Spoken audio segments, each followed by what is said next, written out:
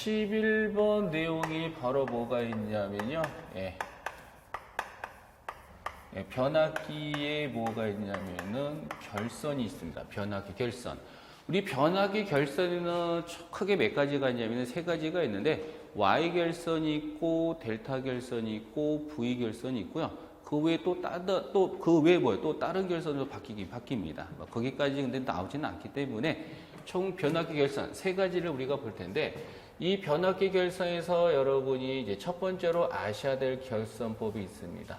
첫 번째 결선이 뭐가 있냐면은 바로 대칭. 삼상 무슨 결선이냐면은 성형결선이라는 게 있습니다. 무슨 결선? 성형결선입니다. 그럼 대칭이라는 것은 각 상의 크기는 똑같고요. 제복을 여기에 삼상이라고 표시해요. 삼상이라는 것은 변압기가 몇 대 있냐? 3대가 있다는 겁니다. 코일로 따지면 코일 덩어리가 몇 개 있냐면은 3개가 있다는 거예요. 다시 말씀드리면 삼상이라는 것은 바로 변압기가 몇 대? 3대가 있습니다. 그럼 각 상의 크기가 무조건 뭐예요? 똑같은 걸 뭐라 그러냐? 대칭이라고 부릅니다. 그래서 대칭 삼상회로라는 것은 크기가 똑같은 변압기 3대를 우리는 대칭 삼상이라고 불러요. 그럼 이 성형결선을 우리는 다른 말로는 무슨 결선이라고 부르냐? 성형결선을 다른 말로는 이것 우리가 스타결선이라고도 부르고요. 별 모양처럼 생겼다 해서 스타결선이라고 부르고 또 이것 우리는 뭐냐? 흔히 우리는 Y결선이다라고 이렇게 부르는 겁니다. 그래서 우리는 성형결선, 우리는 스타결선, 또 이것 우리는 Y결선이라고 부릅니다. 같은 겁니다. 그러면 삼상이라는 것은 변압기가 몇 대요? 3대를 뜻하는 거고요. 단상이라는 것은 변압기 몇 대요? 1대고요. 그럼 이상이라는 것은 변압기 몇 대? 2대입니다. 그럼 삼상이라는 것은 변압기가 몇 대? 3대. 그럼 변압기 3대를 가지고 어떤 식으로 결선하는 게 성형결선인지를 제가 변압기 결선을 해볼 텐데 우리가 이 3대라는 것은 바로 삼상을 변압기로 대수로 따지면 3대가 되는 거고요. 코일 덩어리를 따지면 코일 덩어리가 몇 개? 3개가 있다는 겁니다. 그러면 삼상이라는 것은 코일이 몇 개? 3개를 뜻하는 거죠.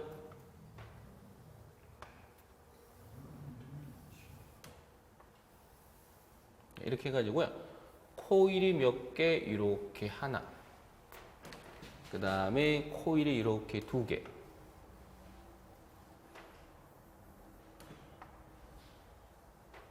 이렇게 코일이 3대입니다. 그래서 우리는 코일이 뭐가 돼? 코일이 하나, 2개, 3개. 상이 몇 개 있다? 1개, 2개, 3개 있다 해서 이것을 삼상이라고 부르는 거고요. 그럼 성형결선이라는 것은 어떻게 해준 게 성형결선이냐면은 변압기 한쪽을 이렇게 묶어주는 것을 무슨 결선? 성형결선이라고 부릅니다. 다시 성형결선이라는 것은요. 변압기 한쪽을 이렇게 묶어주는 것을 무슨 결선? 성형결선이라고 불러요. 그때 제가 여기에서 이렇게 제가 뭐를 선을 뽑습니다. 선. 뭘 뽑은 거야? 선을 이렇게 뽑은 겁니다. 선을 이렇게. 그럼 요거는 상이죠. 변압기가 몇 대? 1대, 2대, 3대 때. 상이 몇 개? 1개, 2개, 3개 있다 해서 그것을 삼상이라고 부르는 거고요. 그때 제가 여기서 이렇게 뭘 뽑았다 그랬어요? 선을 뽑은 겁니다. 그러면은 요 놈은 상이 되고 요것은 바로 선이 되는 거야. 그럼 여기에서 여기에 흐르는 전류가 뭡니까? 라고 여쭤본다면 지금 제가 어디에 흐르는 전류 물었어요? 선에 흐르는 전류 물었잖아요. 그러면 선에 흐르는 전류를 우리는 무슨 전류다 하면 이것을 선전류라고 부릅니다. 다시 선에 흐르는 전류를 무슨 전류? 선전류라고 불러요. 그럼 이 선전류가 흘러서 어디로 가요? 코일이 들어가죠? 그럼 코일은 뭐예요? 상이잖아요. 그럼 코일에 흐르는 전류를 무슨 전류라고 부르는 이것을 상전류다라고 부릅니다. 우리가 선에 흐르는 전류를 선전류라고 부르고 상에 흐르는 전류를 우리는 상전류라고 표현을 합니다. 그 다음에 이게 바로 뭐예요? 선이고 이것도 뭐예요? 선이죠. 우리는 요 선과 요 선, 즉 선과 선 사이에 걸리는 전압을 무슨 전압이라고 부르냐 하면 이것을 선간 전압이라고 부릅니다. 다시 선과 선 사이에 걸리는 전압을 무슨 전압? 선간. 그래서 이때 간이라는 것은 사이간입니다. 그래서 선과 선 사이에 걸리는 전압을 선간전압이라고 부르고요.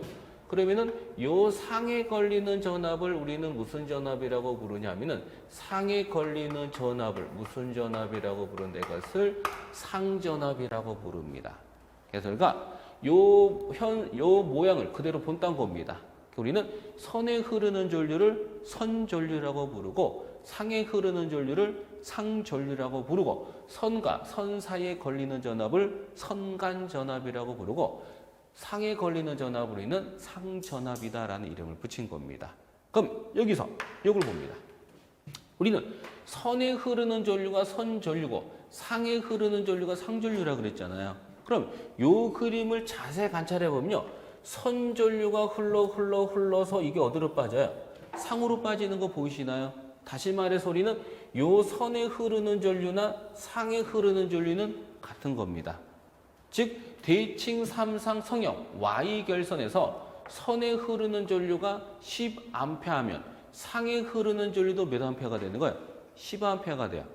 즉 Y결선일 때는 선에 흐르는 전류나 상에 흐르는 전류는 그림상에서도 알 수 있는 것처럼 같다라는 것을 알 수 있는 거고요.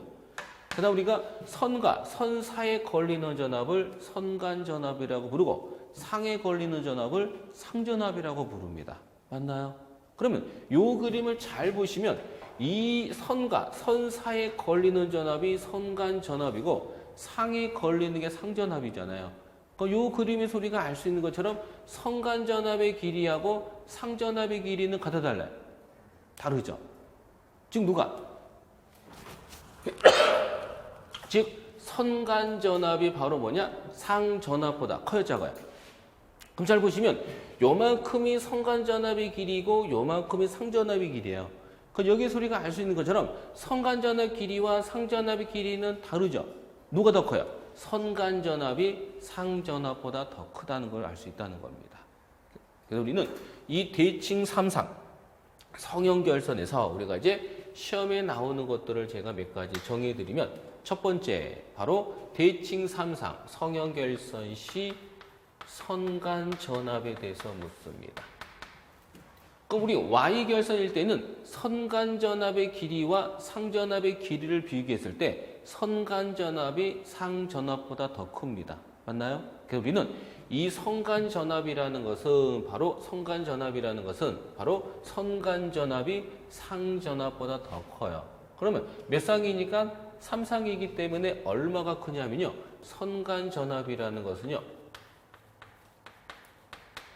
요 상전압의 몇 배만큼 크냐 하면요. 기억합니다. 얼마? 루트 3만큼 큽니다. 그래서 대칭 삼상 성형결선 시 선간전압은 루트 3 곱하기 상전압이다. 알아두시고요. 그때 이 선간전압의 위상을 묻습니다. 그래서 우리는 선간전압은 누구보다? 상전압보다 뭐가? 위상이. 외우기도 편해요. 몇 상이야? 3상이죠. 그럼 요 3상일 때 위상차를 물을 거야. 그럼 3상일 때 위상차를 물으면 3상일 때 위상차는 몇 도가 되고 30도예요. 그럼 만약 6상이면 어떻게 될 거야? 6상일 때 위상차를 물으면 6상일 때 위상차 몇 도? 60도입니다. 예. 우리가 3상일 때 위상차를 물으면 30도다. 요만큼 뭐가 되냐면은 앞선다. 기억합니다. 꼭 기억해 두시고요. 그 다음에 Y결선일 때는요. 앞에서도 제가 말씀드렸던 것처럼 선에 흐르는 전류를 선전류고 상에 흐르는 전류 상전류라고 그랬잖아요. 그 Y결선일 때는 선에 흐르는 전류나 상에 흐르는 전류는 같은 겁니다. 그래서 Y결선일 때는 무슨 전류나? 선전류는 뭐와 같다? 상전류와 같다. 이거 기억해 두시면 돼. 시험지에는 요 놈이 출제가 됩니다. 알아둡니다. 그 다음에 이제 두 번째 결선법이 나옵니다. 두 번째. 그럼 이제 두 번째 결선은 뭐가 있냐면요. 대칭 몇 상? 3상. 환상결선이라는 게 있습니다. 네. 우리 환상결선을 다른 말로는 뭐라고 부르냐면요. 환상결선을 다른 말로는 뭐라고 부르냐면은 환상결선을 우리는 뭐라고 하는 것을 델타결선이라고 표현합니다. 델타결선. 그럼 대칭이라는 것은 각 상의 크기는 똑같고 삼상이라는 것은 변압기로 따지면 몇 대가 되고 세 대가 되고 코일로 따지면 코일이 몇 개? 세 덩어리를 뜻합니다. 그러면 대칭 삼상이라는 것은 바로 각 상의 크기는 똑같고요. 즉 대칭 삼상이라는 것은 상은 몇 개? 세 개가 있고요. 각 상의 크기가 똑같은 걸 대칭 삼상이라고 부릅니다. 그럼 환상결선은 어떻게 해주는 게 환상결선이냐? 이렇게 해주는 게 환상결선입니다.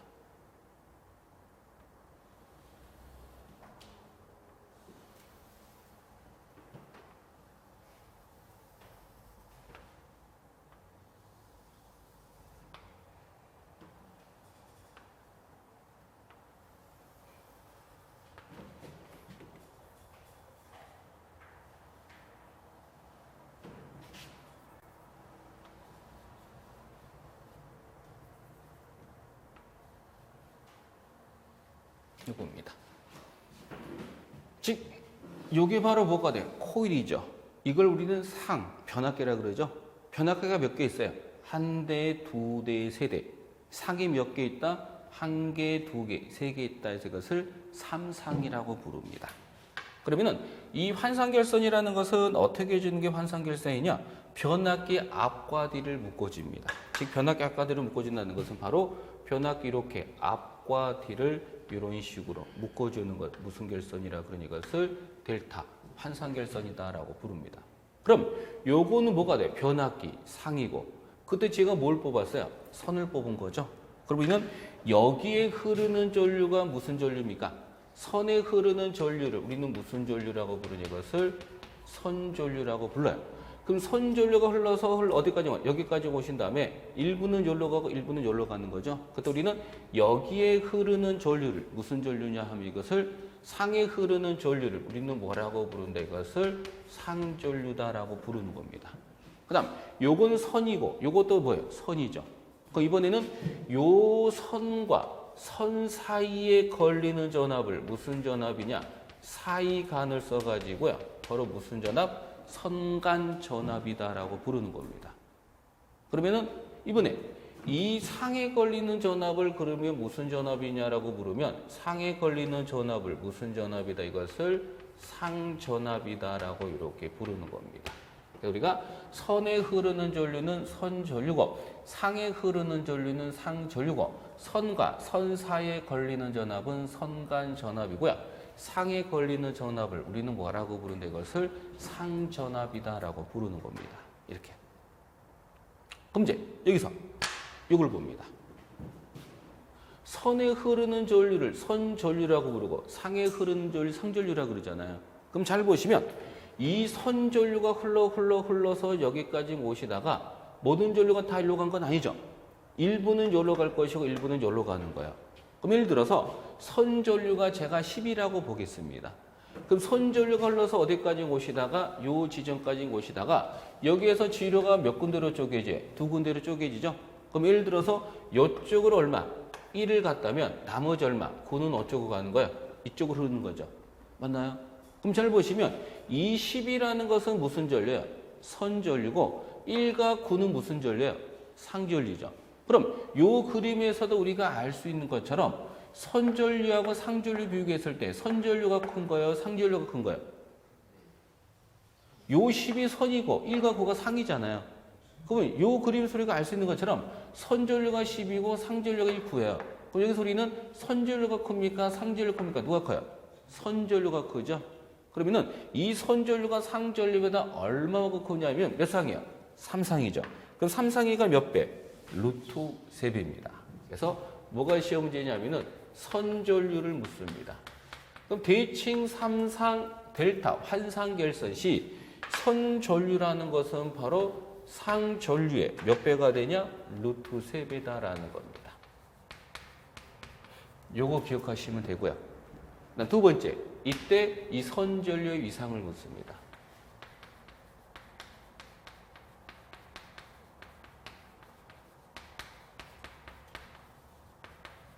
우리는 선전류는 상전류보다 위상이 몇 도만큼? 똑같아요. 몇 상? 3상. 3상일 때 위상기에 몇 도라 그랬어요? 30도라 그랬죠? 그래서 요만큼. 이번에 뭐냐? 뒤진다가 됩니다. 네. 그 다음에 마지막. 선과 선사에 걸리는 전압을 선간전압이라고 그러고요. 상에 걸리는 전압을 우리는 상전압이라고 그럽니다. 그러니까 우리가 여기에서 우리가 알 수 있는 것처럼 이 선간전압 길이하고 상전압의 길이는 보세요. 같아 달라요. 즉 이 선간전압 길이하고 상전압의 길이는 같아 달라요. 같죠. 그래서 우리가 델타 결 쓸 때는요. 선간전압과 상전압은 길이가 똑같기 때문에 선간전압과 상전압은 같은 겁니다. 그래서 무슨 결선?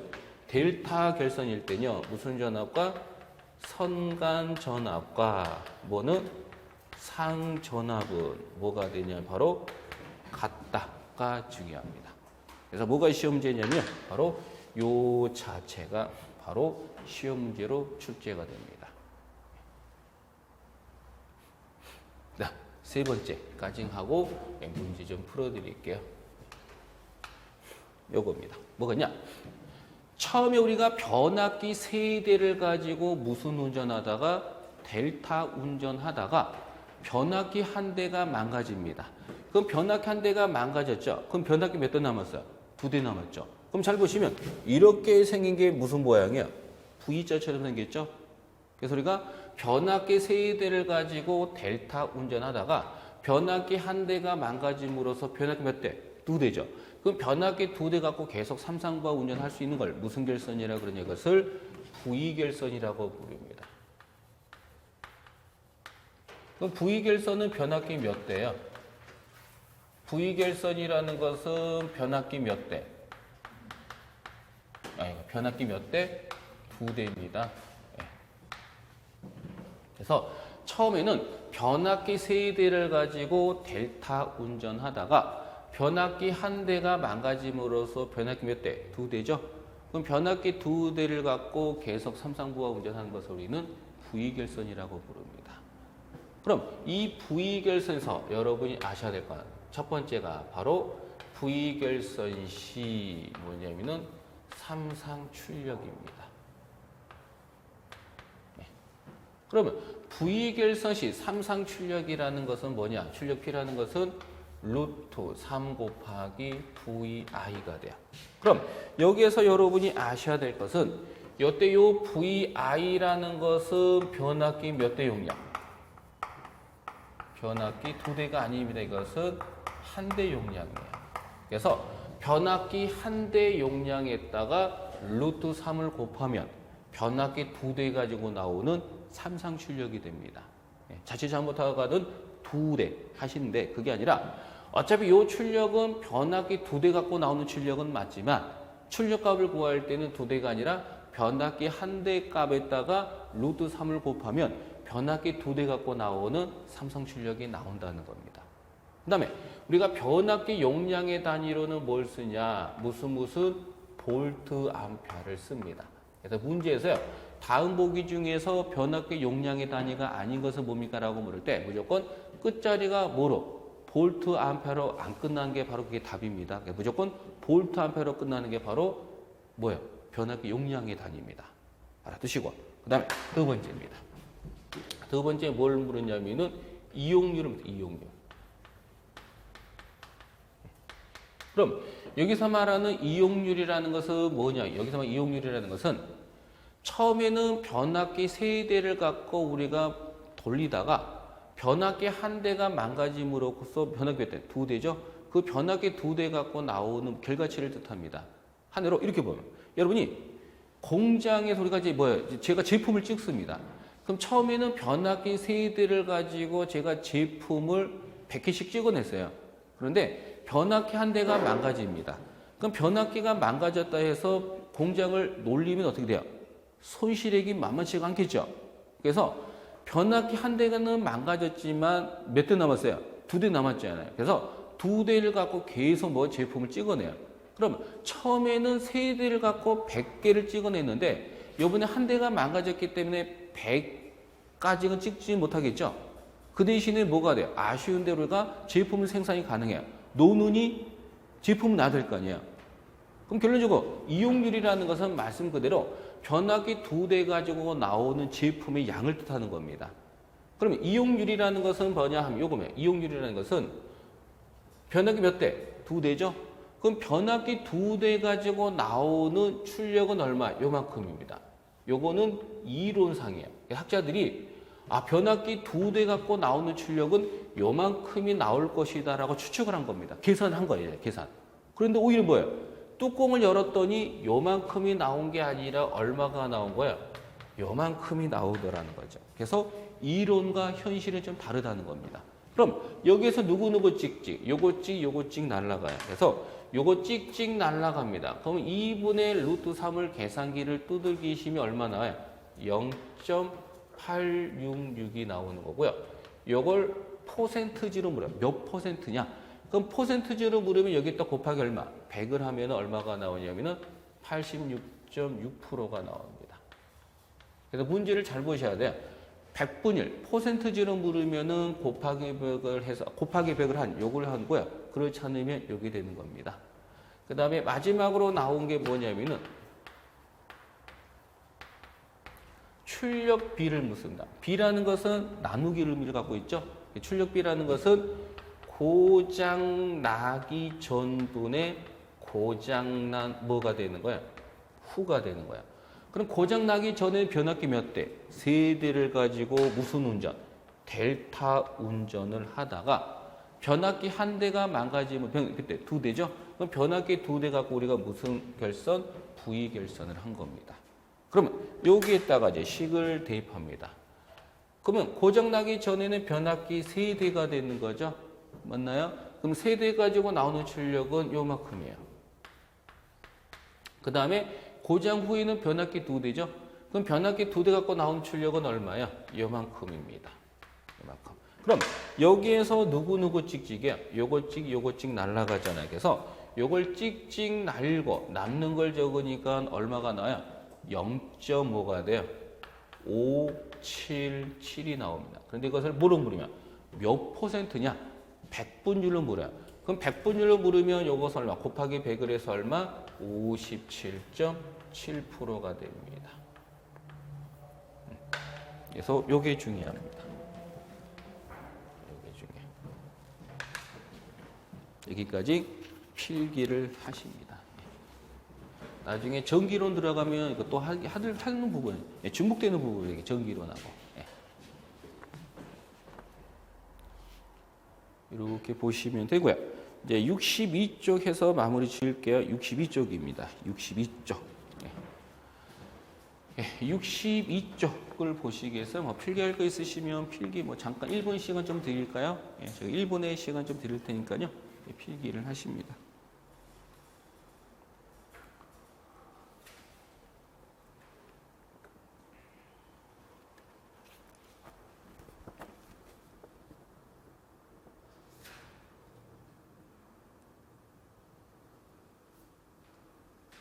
그러면 62쪽의 변압기 결선 첫 번째 델타 결선이라고 되어 있죠. 62쪽에 델타 결선 첫 번째가 델타 결선이 되어 있죠. 우리가 델타 결선이라는 것은요. 3고조파가 발생하지 않아 통신 장애가 없다. 델타 결선은 통신 장애가 없는 결선입니다. 즉 3고조파가 발생하 통신 장애가 없다. 이때 말씀 통신 장애라는 것은 뭐 요즘에 잘 못 느끼겠지. 우리가 옛날에 전화 무선 시절에 전화를 받으면 간혹 뭐가 발생해요? 잡음이 발생하죠. 찌릿찌릿한 잡음. 이걸 우리는 통신장애라고 부릅니다. 그럼 이 통신장애가 누구 때문에 발생하는 거야? 제3고조파. 그럼 이번에 또 3고조파가 뭐냐? 요겁니다.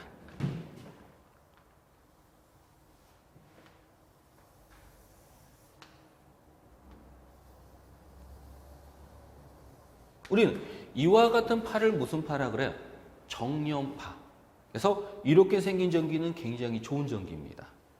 그런데 외부에 뭐가 들어오면 잡음이 들어옵니다. 이걸 고조파라고 불러요. 그럼 외부에 뭐가 들어오면 잡음, 고조파가 들어오면요. 요 파형은 찌그러집니다. 그럼 3고조파라는 것은 뭐냐? 이걸 3고조파라고 불러요.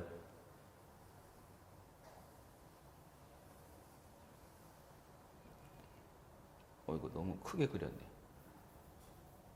딱 3개가 나와야 되거든요. 3개를 만들어야 되니까.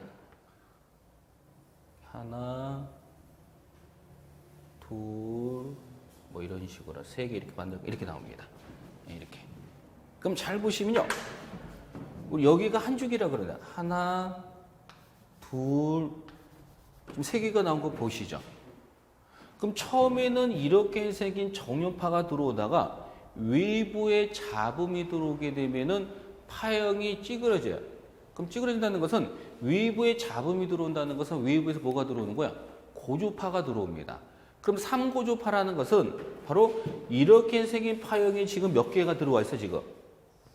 3개가 들어왔죠. 이걸 우리는 3고조파라고 불러요. 그럼 이와 같은 3고조파 때문에 뭐가 발생하는 거야? 통신장애가 뭐가 되냐? 발생합니다. 그러면 이 각각의 고조파의 뭐 성질이 좀 있을 거 아니에요? 맞나요? 네. 그 성질에 따라서 뭐냐면은 요 파형이 찌그러진다는 겁니다. 상고조파라는 것은 이와 같은 정연파에 외부에 잡음이 들어온다. 잡음이 들어온 것을 고조파라고 그러는데 그럼 상고조파라는 것은 이렇게 생긴 파가 몇 개 들어오는 거예요? 3개가 들어온 것을 상고조파. 그래서 이것 때문에 뭐가 발생하냐면은 통신장애가 발생하는 거고요. 그 다음 우리는 요 정연파하고 요 안에 있는 파가 합쳐지면서 파형이 막 찌그러집니다. 그럼 이 찌그러진 파를 우리는 뭐라 그러냐 하면은 정연파가 아니다. 그래서 비정연파. 쌓인파가 아니다. 그래서 비쌓인파. 찌그러졌다. 그래서 그것을 외형파라고 부릅니다. 그래서 이게 바로 3고조파다. 이 3고조파 때문에 통신장애가, 요 3고조파가 발생하지 않아 통신장애가 없다. 그래서 우리는 이 3고조파 때문에 통신장애를 발생시키는 겁니다. 근데 무슨 결선은? 델타 결선은 3고조파, 이런 3고조파가 없기 때문에 통신장애가 없다는 겁니다. 알아두시고요. 그다음 두 번째, 델타 결선이요. 변압계 3대 중 한 대가 고정해서 나머지 2대로 V 결선이 가능하다. 델타 결선이고요. 세 번째, 중성점은 절제할 수가 없다. 우리가 이 델타 결선이요. 접지를 못하는 요것은 비접지입니다. 그래서 델타 결선은 접지를 못하는 비접지식에 해당합니다. 그런데 이 Y 결선이라는 것은 접지식이 될 수도 있고 또는 뭐가 돼요? 비접지식이 될 수도 있어요. 그럼 접지식이라는 것은 뭐냐 하면은 삼상 뭐가 되고 사선식은 접지식에 해당하는 거고요. 그럼 비접지식이라는 것은 뭐냐면요. 삼상 뭐가 되냐면은 삼선식이 바로 비접지식입니다. 그럼 요걸 보면요. 지금 코일이 몇 개 있어요? 3개가 있죠. 그럼 코일이 3개가 있는 것을 삼상이라고 부르고 선이 몇 가닥이 있어요? 3가닥이 있죠. 이걸 우리는 삼상 몇 선식이라고 불러요? 사선식이다라는 이름을 붙인 겁니다. 그러면 요거는 이거 삼상 몇 선식? 죄송해요. 삼상 3선식이라고 제가 말씀 잘못 드렸어요. 다시 코일이 몇 개 있어요? 3개죠. 그럼 상이 몇 개 있어요? 3개니까 3상이죠. 그럼 선이 몇 가닥 있어요? 3가닥. 이것을 3선식이라고 불러요. 우리는 코일인 3개가 있고 선이 3가닥 있다. 이것을 삼상 3선식입니다. 그러면 이와 같은 삼상 3선식이라는 것은 접지식, 비접지식? 비접지식이에요. 그럼 접지식을 만들기 위해서는 어떻게 돼요? 중성점을 이렇게 따면 됩니다. 그럼 이 중성점을 따면 이게 바로 뭐냐? 접지식이 되는 겁니다. 그럼 접지식이라는 것은 상은 몇 개 있고 3개가 있고 선은 몇 가닥? 1가닥, 2가닥, 3가닥, 4가닥이 있죠. 우리는 삼상, 사선식이 바로 접지식이 되는 겁니다. 그런데 델타는 무조건 뭐예요? 비접지식에 해당하지만 Y결선은 접지식이 될 수도 있고 비접지식이 될 수도 있어요. 어떻게 할 거냐? 우리가 삼상 4선식 같은 경우에는 접지식에 해당하는 거고요. 삼상 3선식 같은 경우에는 비접지식입니다. 다시 말해서 중성점을 하나 더 따느냐 안 따느냐 차이입니다.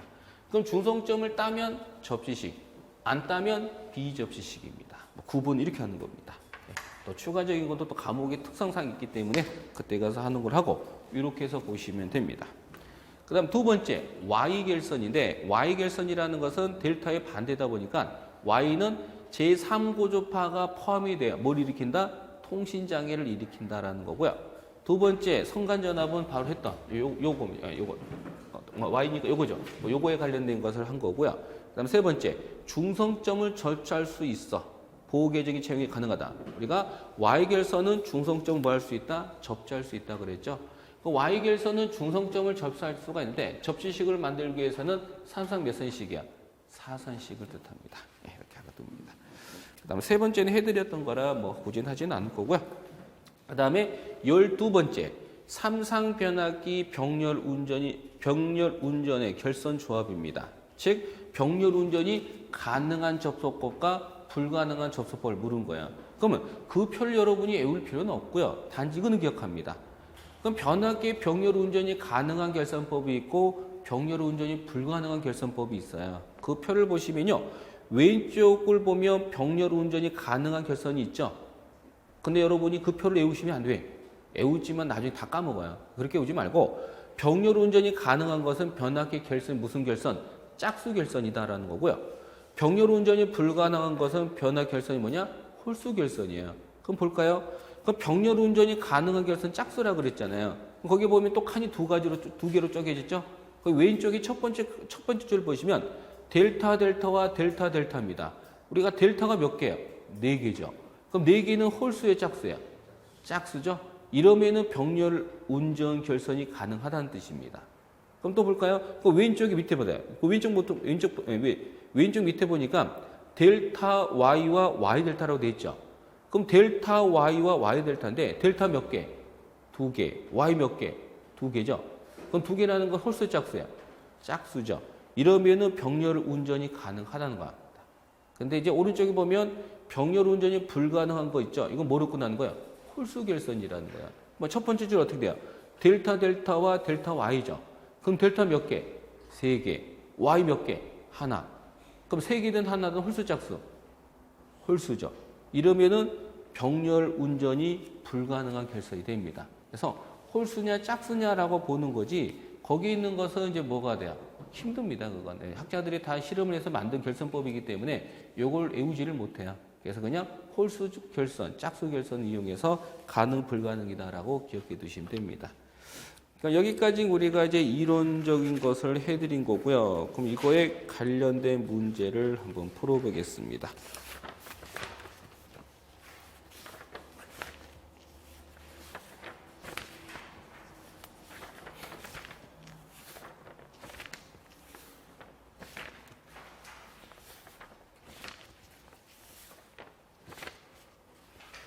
네, 쭉 넘기시면요. 몇 번이냐면은 몇 번 문제 안 해드렸죠? 예? 10. 75번인데. 75번이요? 74페이지 먼저 보죠. 밑에 또 있네. 74페이지. 74페이지 밑에 있네. 74페이지 보시면요. 74페이지의 문제 42번 보시겠어요? 74페이지의 문제 42번 보시면 다음 중 변압기의 정적 출력의 단위가 아닌 것은 무엇입니까? 우리 변압기 용량의 단위는 무슨 볼트 암페어로 끝난다고 되어 있죠? 그럼 거기에서 볼트 암페어로 안 끝난 게 누구예요? 4번이죠. 답은 4번이 잘못된 거고요. 그 다음 75쪽에 보시면 75쪽에 43번 변압기 명판에 나타내는 정격에 대한 설명이다. 틀린 것은 무엇입니까? 라고 물었죠. 첫 번째, 변압기 정격 출력의 단위는 킬로와트라고 되어 있습니다. 우리 변압기 용량의 단위는 무슨 볼트 암페어로 끝내야 되겠죠. 그래서 답은 1번이 또 잘못된 거다라고 알 수 있는 거고요. 그 다음에 44번이요. 변압기 결선 방식에서 델타 결선 방식에 대한 설명 중 틀린 것. 델타 결선에 대한 설명 중에 잘못된 걸 물은 겁니다. 첫 번째, 델타 결선에 대한 설명 잘못된 것. 첫 번째, 단상 변압기 3대 중 한 대가 고정이 생겼을 때 2대로 V 결선이 가능하다. 맞죠? 틀려요? 맞죠? 예. 그 다음에 두 번째, 외부의 고주파 전압이 나오지 않으므로 통신장애가 없다. 맞는 거죠? 예. 그 다음 마지막, 세 번째, 중성점을 접촉할 수가 없다. 델타 결선은 비접지식이라고 그랬죠? 예. 그래서 맞고요. 그러면 이것 빼고 저것 빼니까 다음 몇 번? 4번이에요. 그럼 정확히 말하면 4번은 100kW가 아니라 80kW입니다. 예, 답은 4번이 틀린 거고요. 그 다음 문제 45번. 변화기를 델타 Y로 결산한 경우 대한 설명이 옳지 않은 거. 우리는 델타 결선, 우리는 이렇게 한 걸 Y 결선이라고 부르고 이렇게 한 걸 우리는 델타 결선이라고 한 거 맞죠? 그러면은 델타 결선이든 Y 결선이든 몇 상이에요? 3상이죠. 그럼 3상일 때 위상차 몇 도라 그랬어요? 30도라 그런 거 기억나시나요? 그건 다 몇 번이요? 1차 선간 전압이 2차 선간 위상차 몇 도? 60도다. 60하지 몇 도예요? 30도입니다. 답은 1번이 틀린 거고요. 그 다음에 46번도 마찬가지로 변압기 델타 Y로 계산할 때 1, 2차 위상차 물었네요. Y 결선이든 델타 결선이든 몇 상이에요? 3상이죠. 3상일 때 위상차 몇 도예요? 30도. 답은 2번이 정답입니다. 47번. 3상 전원에서 한 상의 고장이 발생했다. 이때 3상부에 3상 전력을 공급할 수 있는 결선 방식을 물었죠. 예. 우리가 변압기 세 대를 가지고 델타 운전하다가 변압기 한 대가 망가집니다. 그럼 변압기 몇 대 남았어요? 2대 남았죠? 그럼 변압기 2대 가고 계속 3상부가 운전하는 건 무슨 결선? V결선. 4번입니다. 48번. 변압기 V결선의 이용률 물었습니다. 우리 변압기 V결선에서 이용률은 얼마? 요 놈이 정답이죠. 다 몇 번이고 3번이 바로 정답이 됩니다. 이렇게 보시고요. 일단 49번은 이제 별다른 겁니다. 이것은요. 요거 한번 보여드릴게요. 여러분 책에 없는 내용인데 중의에서 설명 한번 드릴게요.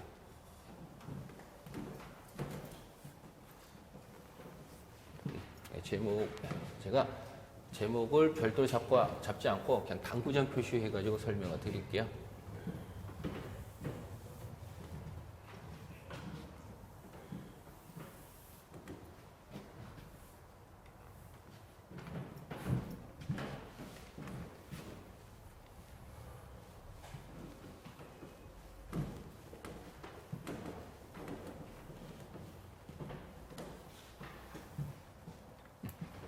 그게 뭐 해야 되는 거냐면 요겁니다.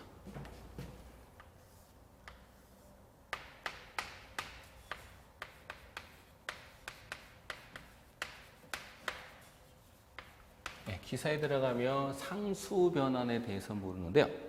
여기에 두 가지가 있는데 시험 문제 한 가지만 나옵니다. 상수 변환이라는 것은 3상을 뭐로 바꾸는 거예요? 2상으로 바꾸는 겁니다. 상수 변환. 그래서 코일 3대를 갖고 2대로 바꾸는 걸 뜻하는 겁니다. 그럼 이 상수 변환이라는 것은 3상을 2상으로 변환시키는 결선법을 묻습니다. 그게 뭐가 있냐 하면요. 3상을 2상으로 변환시키는 결선법은 뭐가 있느냐 하면은 바로 요겁니다.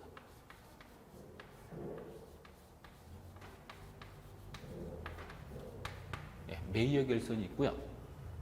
두 번째가 바로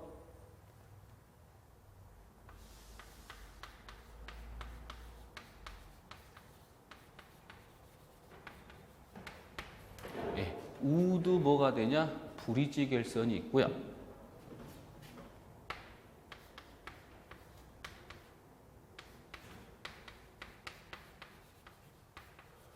마지막으로 있는 게 뭐냐? 스쿼트 결선이 있습니다. 그러면 이 스쿼트 결선을 우리는 다른 말로는 뭐라고 부르냐 하면 이것을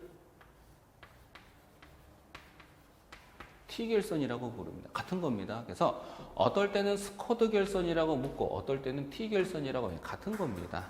그럼 중요한 것은 이거의 결선 방식을 묻는 문제는 절대 안 나오고요. 기사에도 안 나옵니다. 단지 그냥 3상을 이상으로 변환시킬 수 있는 결선 방식을 묻습니다. 첫 번째가 메이어 결선, 두 번째 우드 브리지 결선, 세 번째 스쿼트 결선이라는 요 놈이 출제가 됩니다. 기억합니다. 우리가 3상을 이상으로 변환시킬 수 있는 결선은 여기에 되는 거고요. 이거 외에는 아니다라는 겁니다. 시험 문제가 3상을 이상으로 변환시킬 수 있는 결선법이 아닌 것을 물을 때는 요거 외에 있는 것을 답으로 고르시면 되는 겁니다. 그러면은 몇 쪽을 보시냐면요. 77쪽에 49번이 그렇다는 겁니다. 77쪽에 49번을 보시면 3상 전원에서 2상 전원을 얻기 위한 변압기 결선 방식을 물었죠. 그럼 3상에서 2상으로 변화시키는 결선 방식은 물었네. 뭐가 돼요? 3상에서 이상으로 변환시킬 수 있는 결선 방식은 메이어 결선, 우드 브릿지 결선, 스코드 결선이라고 되어 있죠. 이걸 다른 말로 뭐라 그래요? T 결선이라고 부릅니다. 다음 몇 번? 4번이 정답입니다. 50번. 3상에서 이상으로 변환시킬 수 없는 변화 결선법을 물었죠. 우리가 3상에서 이상으로 변환시킬 수 있는 결선법은 여기 되는 거죠. 그럼 아닌 것은 몇 번이 정답이에요? 포크.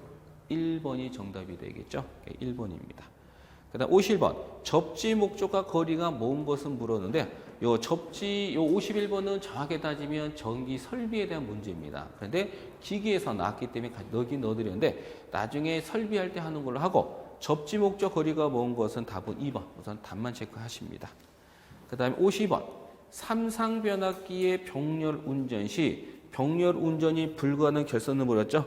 우리 병렬 운전이 불가능한 결선은 홀수의 짝수예요. 홀수라 그랬잖아요. 그럼 홀수 결선만 찾으면 되는 거 맞죠? 몇 번 정답이에요? 2번인가요? 2번을 이렇게 찾으시면 됩니다. 그 다음에 78쪽.